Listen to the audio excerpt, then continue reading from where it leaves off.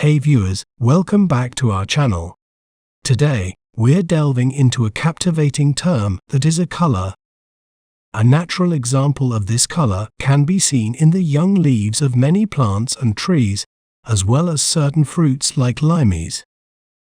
This color is typically produced by combining yellow and green in specific proportions, creating its distinct, vivid hue.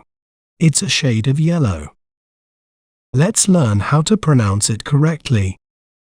Chartreuse. Chartreuse. Chartreuse. Chartreuse. Chartreuse is crucial in the context of design and nature, helping designers and artists to create vibrant and eye-catching visuals. This striking color is often used to attract attention and convey energy and freshness.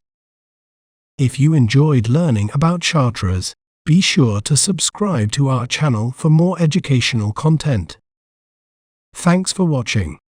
Remember, knowledge is power. See you next time.